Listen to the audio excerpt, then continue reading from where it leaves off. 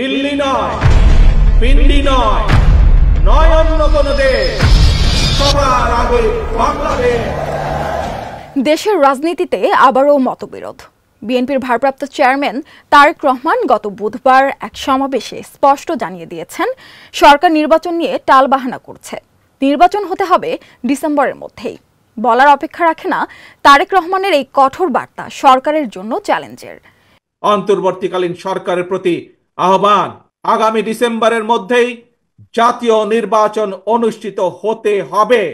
আবারও আমরা বলতে চাই, আগামী ডিসেম্বরের মধ্যেও জাতীয় নির্বাচন অনুষ্ঠিত হবে।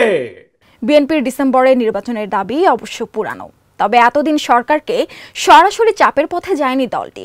সম্প্রতি প্রধান উপদেষ্টার সঙ্গে বৈঠকে ডিসেম্বরে নির্বাচন নিয়ে সুনির্দিষ্ট আশ্বাস না পাওয়ায় দলটি কঠোর অবস্থানে যাওয়ার ইঙ্গিত দেয়। রাষ্ট্রের, সরকারের এবং বিএনপি দেশের মানুষের জন্য সেটি হচ্ছে ডিসেম্বরের মধ্যে নির্বাচন হতে হবে। আপনি ডেট যদি না দিতে পারেন, আমরা একটু অপেক্ষা করবো, তাহলে আমরা ডেট দিয়ে দেবো, আমরা ডেট দিয়ে দেব। অনেকেই ধারণা করেছিলেন বুধবারের সমাবেশ থেকে নির্বাচনের দাবিতে যে কোনো কর্মসূচি ঘোষণা আসতে পারে বিএনপি। তবে সেটা না হলেও বিএনপি কঠোর অবস্থান তুলে ধরে। বিএনপির দাবি সরকার মানবে কিনা স্পষ্ট নয়, আর মেনে নিলে অন্য দলগুলো কি ধরনের প্রতিক্রিয়া দেখাবে এ নিয়েও রয়েছে উদ্বেগ। দেশের বর্তমান অন্তর্বর্তীকালীন সরকার 10 মাসেও জাতীয় নির্বাচনের সুস্পষ্ট তারিখ ঘোষণা করেনি। ফলে রাষ্ট্র এবং রাজনীতিতে এক ধরনের অনিশ্চয়তা সৃষ্টি হয়েছে। প্রশ্ন হচ্ছে, নির্বাচন যখনই হোক সেটার রোডম্যাপ এখন ঘোষণা করলে সমস্যা কোথায়? রোডম্যাপের ঘোষণা চাওয়া বা না চাওয়ার পেছনে দলগুলোর হিসেব নিকেশটাই আসলে কি? জাপান সফরকালে প্রধান উপদেষ্টা অধ্যাপক মোহাম্মদ ইউনুস আবারও জানিয়েছেন, যে কোনো পরিস্থিতিতে এবছর ডিসেম্বর থেকে আগামী বছরের জুনের মধ্যে নির্বাচন দেবে সরকার। ফলে এটা স্পষ্ট যে ডিসেম্বরে নির্বাচন নিয়ে সরকারের নির্দিষ্ট কোনো প্রতিশ্রুতি নেই। তাহলে বিএনপি এখন কি করবে?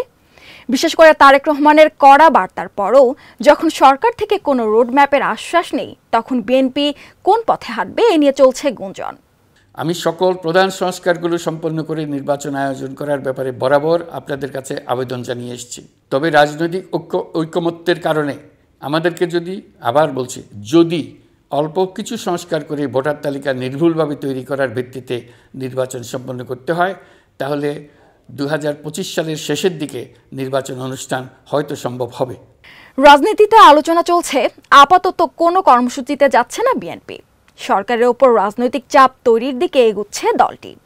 সেই চাপটা কিভাবে তারা তৈরি করবে, দেশের রাজনীতি তখন কোন পথে যাবে, এ নিয়ে এখন যত প্রশ্ন।